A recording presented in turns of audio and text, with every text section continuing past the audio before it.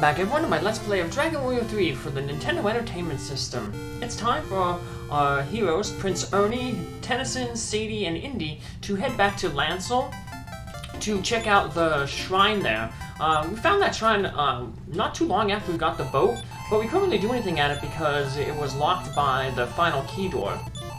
When we finally kind of learned what was going on in that shrine, we learned that that's the location of the blue orb, so we're going to go grab that blue orb, and then that way we can turn it in along with our other two orbs, the purple and the yellow orb that we got back at the like South American shrine. So I stocked up Tennison on medical herbs. I'm going to be sending her in.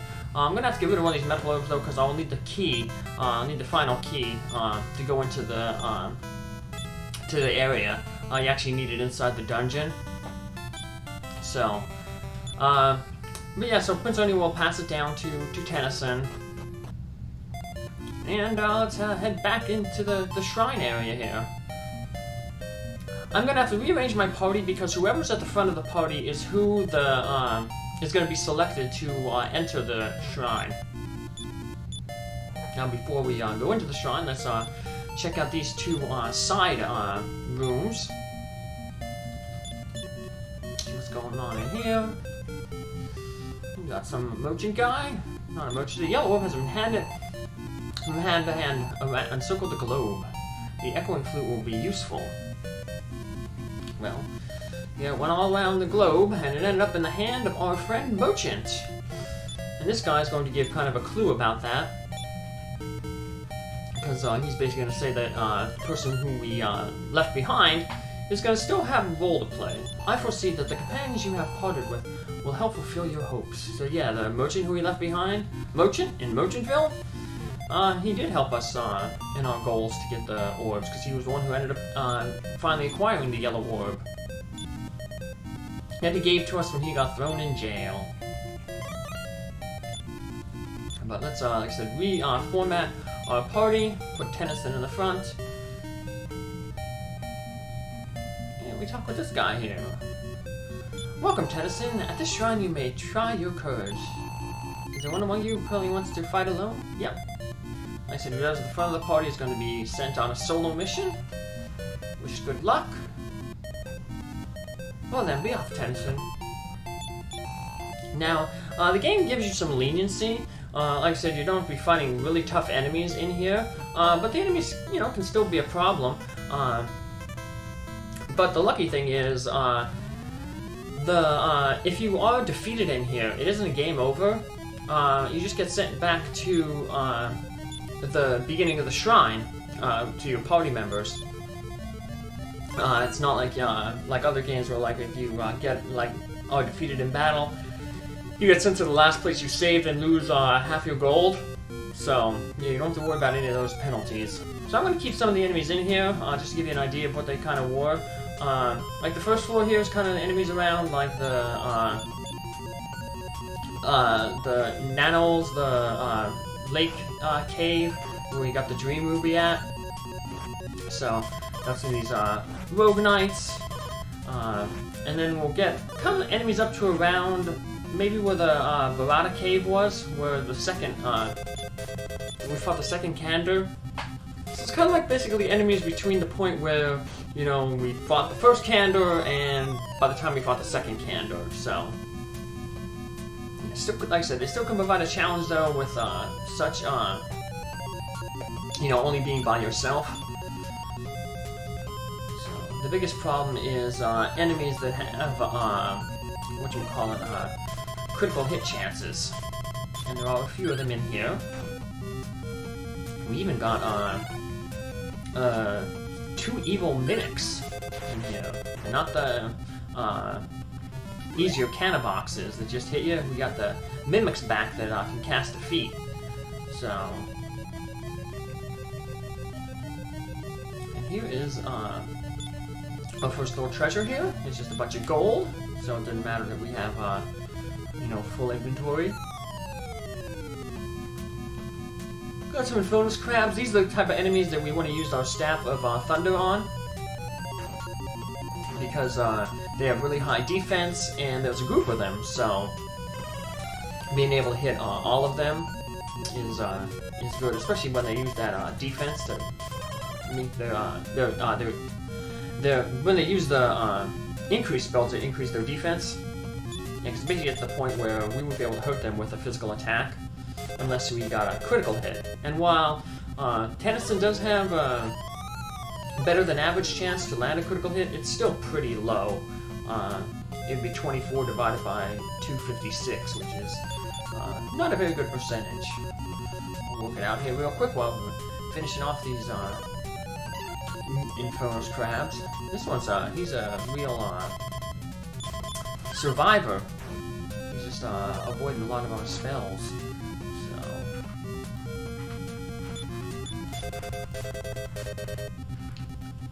So yeah, it's only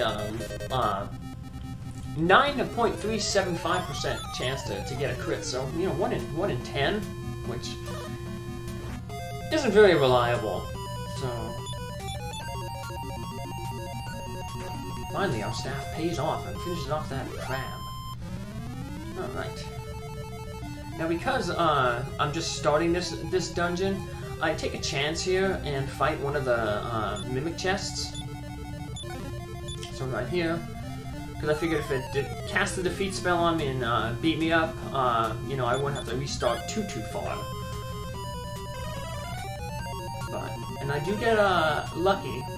So this would be a good place where if we would have had either Indy or Sadie, because they have that robe, the Angel's robe, which will protect against the defeat spell.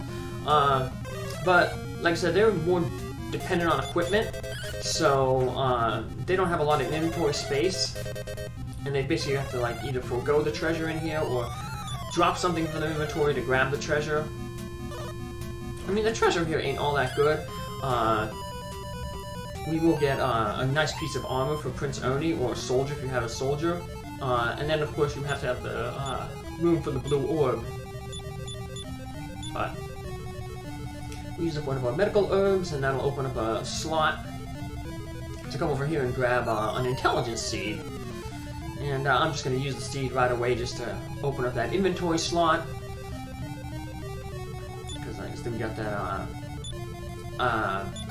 the armor and the blue orb we still need to get. So I'll just use this here, in case I don't have to use any of those medical herbs right away. Tennison, besides Tennison, I won't be changing classes anymore. So she's a fighter for good now. She basically rose herself up to that wizard level to get the by-kill spell, which you got so much use out of when these bosses started getting regeneration. Starting with the Orochi. Well, we got the, I believe it was the red orb? It was either the red or the green orb. The other one, whatever one we didn't get there, we've got Kendaki. So this floor is really wide open. There's a stairway to the upper left that leads nowhere. There's a stairway in the lower right, which is we're going here. This is the one that we want to go to get that armor. And then above this stairway is one that leads us to the final area where we get the blue orb. So we'll just grab that armor, sneak on out. And like I said, luckily the next staircase is pretty much right above. We don't have to go too far to grab it, or to find it. Again, flashbacks to the cave and road in Dragon Warrior 2, where there was some wide open, the one floor was wide open and you had to find the staircase in it. Alright, to the south is a dead end. We're going to go that way anyway, because there's some dialogue. But we're going to grab the blue orb first. That way, in case, you know, I do get defeated, you know, I have what I wanted to get. And there's some new type of enemies here. The Rangers are pretty annoying because they cast confusion, but when you're only by yourself, you don't have to worry about that because you're not going to attack your allies because you have no allies. So in solo games, That's why solo games they will use that one the no helmet, the NOH helmet, the one that has that inflicts permanent confusion on you, because when you're only by yourself, you don't have to worry about the confusion status. And like I said, that helmet gives like massive defense, so it's one of the keys the way that people can do the game. There's challenges, runs, solo hero runs, mainly just equipment and leveling. And the leveling is usually just to be able to overcome boss regeneration. Like I know you have to level pretty high to defeat the second Candor, who has the 40 hit point regeneration. So here's some enemies that were in that second Candor cave. Rams that hit pretty hard, and the cats that cast the stop spell. Not that we're really using many spells here anyway. So, Tennison doesn't have healing spells. The only one she got is the offensive spells. We finally get one of those tremendous hits. Nice. So we're gonna have to use up some of our medical herbs. But luckily we get another medical herb here, so we have to basically want to use one of these anyway to get the inventory space, because we have 2 treasure chests we want to pick up here. We'll get a medical herb, and then we'll get the blue orb. We got these big gray statues, which spoilers, they make me have a little bit of fear, because in the final castle, you run into a room with 6 of those statues, and they all come to life, and you basically have like a mini boss gauntlet of tough statue enemies. So we're gonna head back to the dead end area just to get some dialogue. That way down south has a lot of those faces in the wall, and those faces are gonna tell us stuff and kind of maybe insult us a little bit. We'll see. Turn back. Now you can obviously see it's gonna be a dead end. So right now, the smart thing to do would be to turn around and listen to what the faces are telling you. But we are stubborn, which I think is a personality you can get in Dragon Warrior 3, the remake for this, or the Game Boy Color. Yeah, they have personalities in that game, and I'll talk about them in a second here.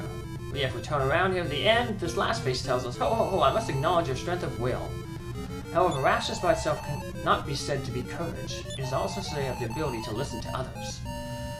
Yeah, in the Game Boy remake, the Color remake, they have these personalities, and personalities can affect your stat growths.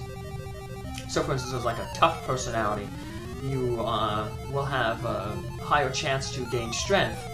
It'll modify the percentage that you gain a strength point, but it might lower your intelligence, chance to get intelligence.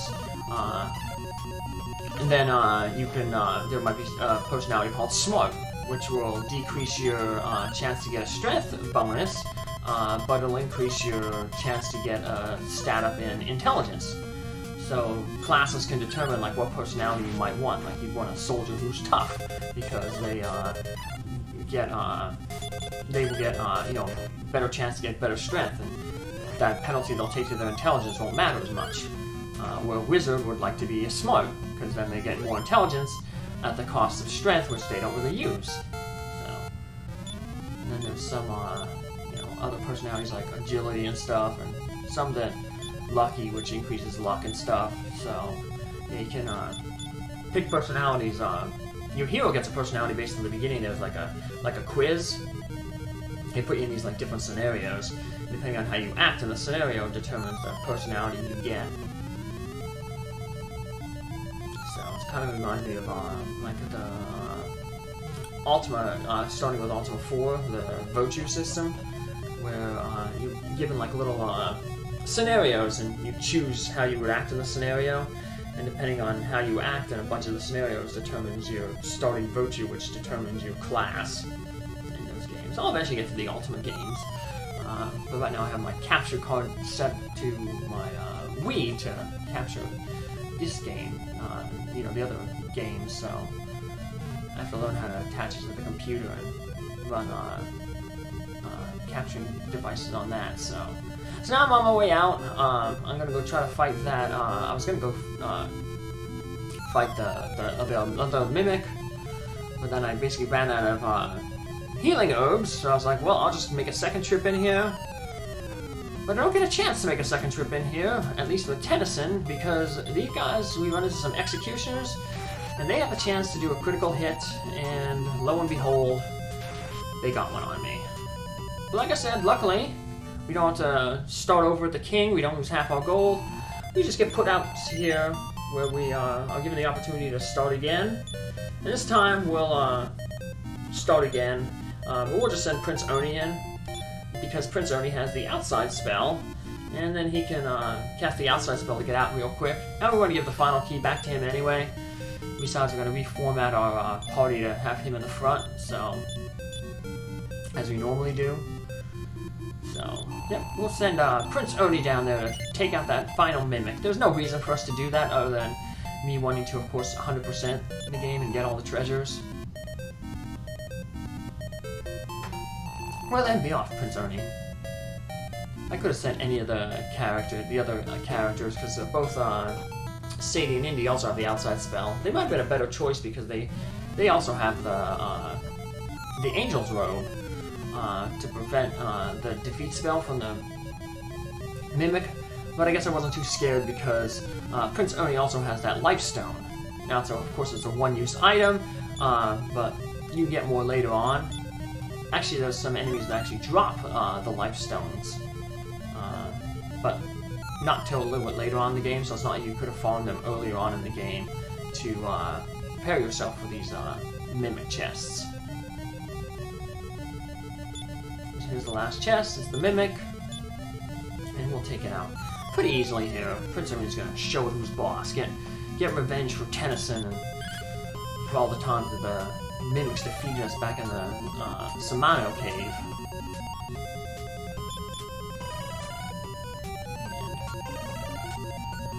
And we take this guy out, and then we just warp on out. Like I said, there's nothing left to do in this cave. We'll have to do outside a lot of inventory remanagement. Like I said, we're going to dump all the orbs on Tennison, so that we only have to select one person when we're offering them at the altar, and then we want to have an opening for Prince Ernie here so we can get that new armor, the Terra armor, the Earth armor that Tennison found earlier. So, at least they're nice here too that the enemies on the island here are weak, so if you get into a battle here when you're soloed, you're not getting creamed by the enemies. You've come back, I'm so happy. Now, calm down. Anyway, you're back. I see you were safe. Were you courageous? Only you know. Oh yeah, we were courageous. We got all the treasure, and we got defeated all the enemies. So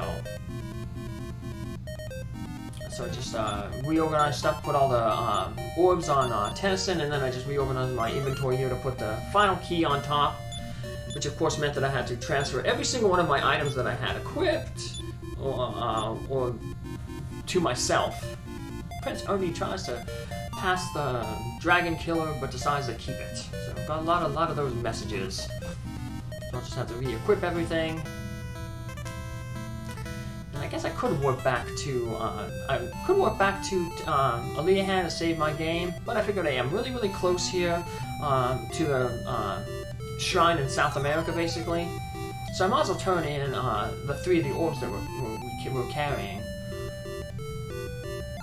Only be left one orb left to go, the silver orb. We were told that's in the cave of Necrogond. And we have quite a few different clues about that. We were told that we'd have to throw the Sword of Gaia into the volcano. Someone said that you'll eventually throw the Sword of Gaia into a volcano. Well, we know where the volcano's at. And we now finally have the Sword of Gaia. So, put them together, those two things together, and basically tells us how we're going to get to the Cave of Necrogrond. This is a pretty tough cave. It kind of reminds me of the, it's kind of a big difficulty spike. It kind of reminds me of the difficulty spike that you get the first time you head to the Cave of Roan. So this is where some of that leveling that we did off screen to get that magic hat is going to pay off. So all those levels we got will obviously help our survivability, and having the magic hat helps because it reduces the amount of MP that your character uses in battle. So just lets us less need of the wizard ring. Can be a little more liberal with our healing because we can cast more spells. So we cleared out quite a bit of inventory there by getting rid of all those orbs. We still have one more orb left to go, like I said, in the Necrogon cave, which is, like I said, a pretty big difficulty spike. But that's to be expected, I guess, because we're getting very close to the Archfiend Baroness's castle. We'll actually be able to see Baroness's castle from when we exit the Cave of Necrogrond. Sadly, we can't jump right into the castle. It's, it just teases us there. It's like, oh, here's your final destination, but you're so close. But nope, you're gonna have to go all the way back and offer the silver orb. So, but at least they let you know where the final castle is. Speaking of castles, we're back here at Leahan Castle to save our game, so we don't lose all this progress that we made. And next time we'll be back to go toss that sort of guy in the volcano and see if we can get to the Necrogon Cave. Take care, have a good one, see you then. Bye.